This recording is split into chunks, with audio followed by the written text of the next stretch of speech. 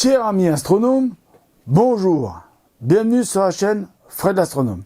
Je suis Frédéric Bertoni et aujourd'hui je vais vous parler de quelque chose qui me tient vraiment à cœur. C'est quelque chose que je suis depuis le début. Je suis un aficionados de cette mission spatiale. Et alors au-delà de la mission Proxima de Thomas Pesquet et de l'ESA, que je suis aussi depuis le début, que j'ai vu le départ de Thomas, que j'ai vu en direct son envol, tout ça, vers l'ISS, que j'ai vu son arrivée en direct dans l'ISS. Tout ça, c'est bien beau. Mais moi, la mission que je suis depuis le début, c'est la mission ICS. Alors, ISS plutôt, excusez-moi. La mission ISS. Alors, pourquoi moi j'appelle ça la mission ISS? Il y en a qui vont me dire, oui, c'est pas une mission, c'est une station. Oui, si vous avez raison, c'est une station. C'est la Station Spatiale Internationale. International Space Station. En anglais. Hein. Mon anglais est pourri, mais c'est pas grave. S'il y a une petite anglaise qui va me faire des cours d'anglais, je veux bien. Voilà, ça c'est dit. J'ai dit une petite anglaise, hein. Voilà. Donc le truc c'est que moi je suis cette formidable expédition qui dure depuis des années, qui a été d'abord en place avec les navettes spatiales que vous connaissez, les fameuses navettes Endeavour, Enterprise, il y avait laquelle aussi, il y avait Discovery, il y avait, je vais en oublier mais c'est pas grave. Donc avec ces Américains, ces Français, ces Russes qui partaient là-haut, montaient la station spatiale, qui faisaient beaucoup de sorties extravéhiculaires pour la monter. Cette mission formidable, je la suis depuis longtemps. Alors, ISS, grosso modo, qu'est-ce que c'est?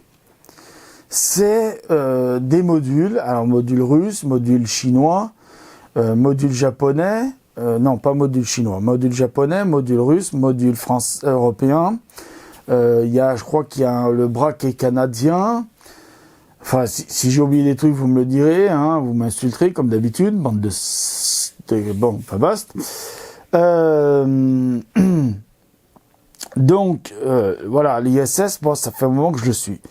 Et donc, c'est une grosse station spatiale qui fait à peu près la taille d'un football américain, c'est-à-dire 110 yards, et qui fait environ 90 mètres.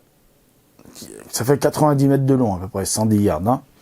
Hein. Si je me suis trompé aussi, pareil, insultez-moi, bande de machin.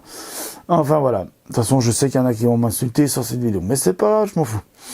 Donc, la Station Spatiale Internationale, c'est pas qu'un super balcon sur notre belle planète bleue pour faire des belles photos. Ça, je dis pas le contraire. Je serai un astronaute, je serai en mission spatiale dans l'ISS. Bien sûr que mon temps libre, je le passerai dans cette fameuse coupole qui a une vision à 360 sur la Terre et qui a un balcon formidable sur la Terre et je prendrai plein de photos. Ça, c'est vrai.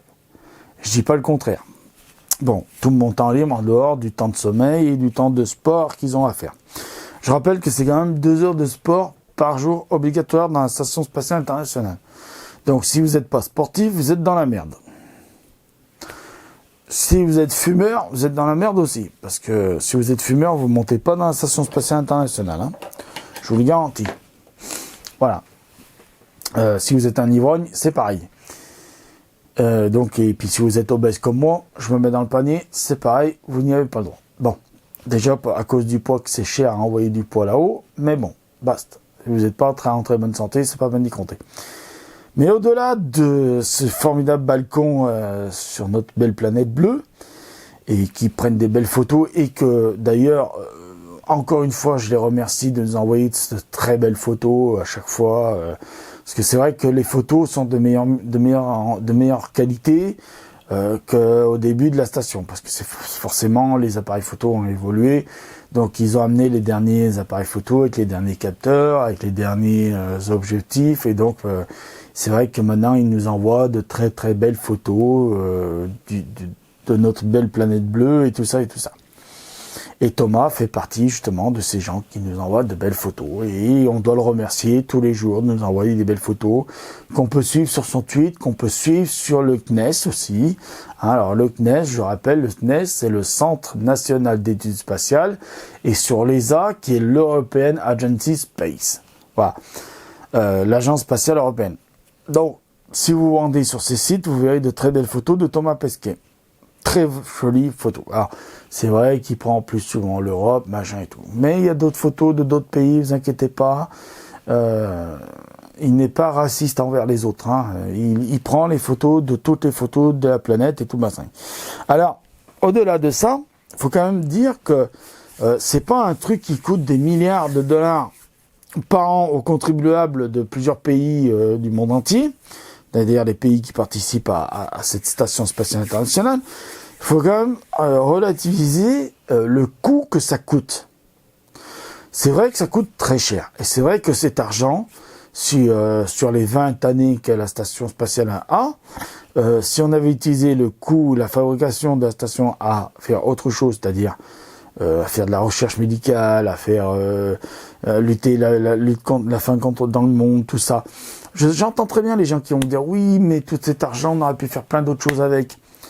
Oui, mais au-delà d'aller prendre des belles photos là-haut, il faut savoir que le plus gros pourcentage de temps que passe un astronaute dans la station spatiale internationale, c'est pas faire du sport, pas faire des belles photos, c'est pas manger, c'est pas pisser dans un chiotte spécial ou chier dans un chiotte spécial, c'est pas boire de l'eau qui est recyclée de son urine, c'est pas changer des filtres de machin et tout le bastringue, c'est pas faire des sorties extravéhiculaires, même si c'est très important pour entretenir la station spatiale, parce qu'il faut l'entretenir, parce que c'est une vieille dame. Faut pas l'oublier, c'est que 20 ans, c'est très vieux pour quelque chose qui est dans l'espace. Hein. Donc, faut pas oublier ça. C'est le plus gros travail qu'ils ont à faire, c'est de la recherche. En fait, les personnes qu'on a là-haut, ce sont des scientifiques à quelque part. Vous prenez n'importe quel astronaute, je veux dire, qui est là-haut dans la station spatiale internationale. Ils sont là-haut en tant que scientifiques. Ils sont pas là-haut pour faire Joe Lafrite, pour faire des belles photos, des beaux selfies, des beaux machins. Non, ils font de la recherche. Et ils font de la recherche sur quoi? Ben, ils font de la recherche sur beaucoup de choses qui est fait sur Terre aussi. Alors, en premier lieu, ils font ce qu'on appelle de la recherche physiologique. Qu'est-ce que c'est la physiologie? La physiologie, c'est l'étude du corps humain. Donc, les études physiologiques, ça consiste en quoi? Ça consiste à étudier ce que le corps humain subit en apesanteur. Donc, au-delà de la perte musculaire, de l'ostéoporose, du vieillissement de certaines cellules, tout plein de trucs, ils regardent si... alors, ils le font pas sur eux-mêmes, ils le font sur des cellules d'animaux, tout ça, ou des cellules humaines qu'ils ont réussi à prendre et qu'ils ont réussi à amener là-haut. Ils font de la recherche sur le cancer, sur le sida, sur l'état des muscles pour les maladies myopathiques et tout ça. Parce que ce que fait en ce moment Thomas Pesquet, il est en train de faire une recherche scientifique qui s'appelle PRIMS et qui est en fait sur l'état musculaire en apesanteur. Et cette expérience, il en a payé une partie de son corps, enfin même 2 parties de son corps. Puisque avant de partir là-haut, on lui a prélevé des muscles. Alors, on lui a pas prélevé des muscles en entier, on lui a fait une biopsie des muscles. Alors, une biopsie du muscle de la cheville et une biopsie du bras, du biceps. Sur Terre, ils vont faire des études sur l'évolution de ces 2 parties des muscles. Et lui, là-haut, on va lui faire, alors c'est déjà fait, on lui a fait des biopsies musculaires pareilles. Alors, c'est vrai qu'en apesanteur, c'est très compliqué. Donc, c'est pour ça qu'il a fallu mettre tout un état de matériel spécifique pour ça. Et donc, il va étudier ces muscles là-haut, ces 2 biopsies musculaires, il va les étudier là-haut. Et quand il va redescendre sur Terre, pareil, on va lui reprélever des muscles. Et il va redescendre les 2 biopsies musculaires qu'il a subies là-haut. Et tout ça, c'est pas uniquement pour savoir si l'homme, on peut l'envoyer plus loin que la Lune, parce qu'on sait déjà qu'on peut envoyer l'homme sur la Lune. Pour combien de temps maintenant on le sait que l'homme peut faire des missions de 6 mois sur la Lune. Mais c'est surtout savoir, est-ce qu'on va pouvoir l'envoyer plus loin que la Lune. Et là, on parle de Mars. Mais au-delà de ça, revenons un peu sur Terre, revenons au terre à terre. Thomas Pesquet a accepté cette mission et cette recherche sur le muscle à condition que ces recherches soient données à des centres scientifiques médicaux qui font de la recherche sur les myopathies.